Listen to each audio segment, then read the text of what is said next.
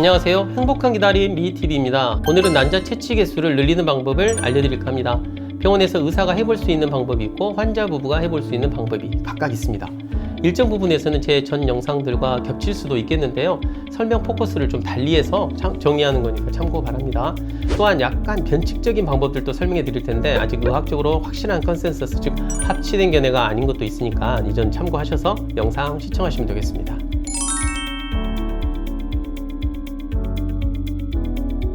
모두가 알고 있듯이 나이가 들면 채취 개수는 줄어듭니다. 대략 35세를 넘어서면 난소에 있는 난포수가 현저히 줄어들기 시작합니다.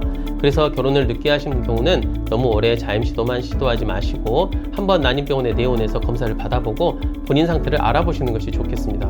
비교적 젊은 분들도 난소 기능이 저하되는 분들이 있습니다. 왜 이런 일이 벌어지는지 정확하진 않지만 여성의 X염색체 13번 로커스라는 부분의 염기 배열 중 일부가 소실되어 조기 폐경을 억제하는 유전자가 고장나면 급격히 난소의 기능이 저하돼서 이른 나이에 생리를 하지 않고 폐경으로 가버리는 경우가 발생합니다. 그 외 항암 치료나 방사선 치료나 수술적으로 난소를 절제하는 경우 등도 생각해 볼 수 있습니다. 너무 살이 많이 찌거나 너무 오래 심하게 많은 흡연을 하는 경우도 난소 기능이 저하되니 꼭 염두에 두시기 바랍니다. 마지막으로 우리가 과배란 주사라고 알고 있는 난포 자극 호르몬에 대해 난소의 수용체가 없거나 너무 적은 경우를 생각해 볼 수 있습니다. 수용체가 없으면 반응이 일어나지 않거나 부적절하게 낮은 반응만 일어나 난포가 잘 자라지 않게 됩니다. 그러다 보니 아무리 주사를 많이 맞아도 난자 채취 개수는 너무 적게 나오는 일이 벌어지게 되는 것으로 생각하시면 되겠습니다.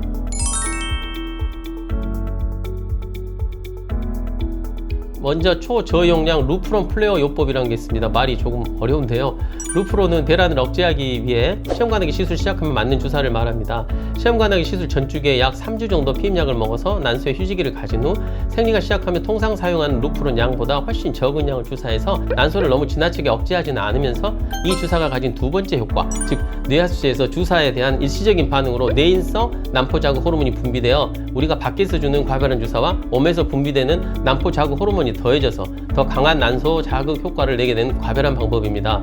본격적인 과배란 주사는 루프린 주사를 맞기 시작한 3일째부터 추가됩니다.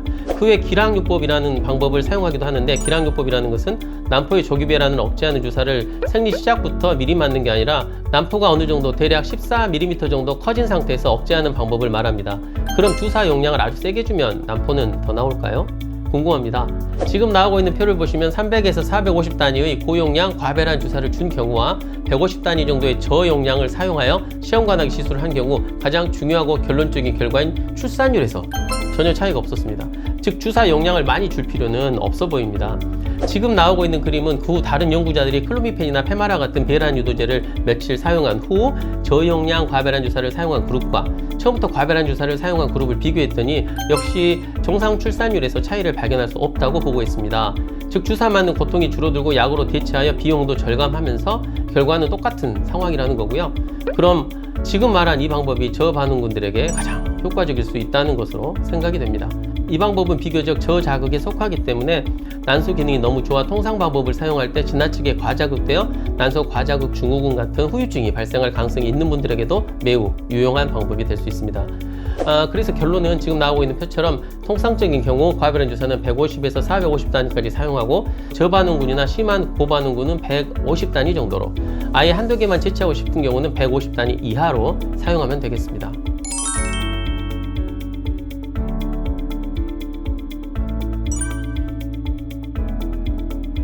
여러 연구들에서 대조군에 비해 유의한 결과를 보여주지는 못했습니다. 하지만 현재 국내에서는 40세 이상, 난소의 예비능이 좋지 않은 과거력, 난소 검사상 난소 기능 저하, 이 세 가지 중 두 가지를 만족하면 의료보험으로 난자 채취 전까지 사용이 가능합니다.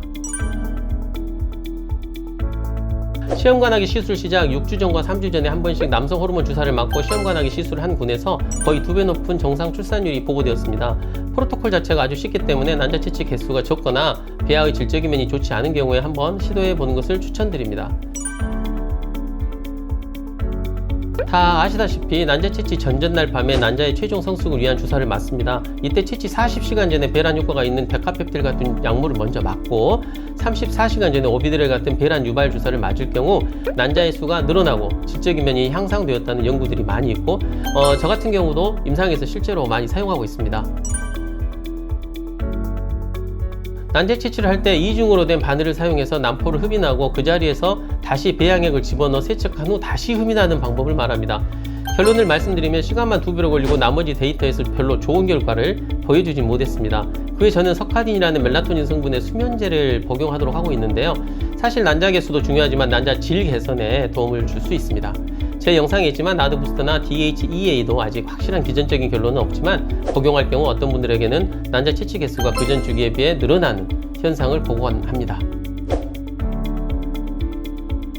오늘은 난자 채취 개수를 늘리기 위한 여러 방법들에 대해 설명드렸습니다. 시험관하기 시술 방법을 의사가 선택할 때는 환자의 나이, 난소 기능, 첫 시도인지 여부, 비용, 환자의 거주지와 병원의 거리 등 정말 여러 가지를 고민해서 결정하게 됩니다.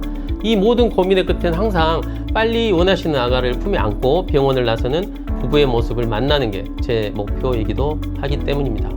부디 마음고생 덜하고 빨리 해결되어서 웃는 얼굴로 헤어지길 기대합니다. 감사합니다.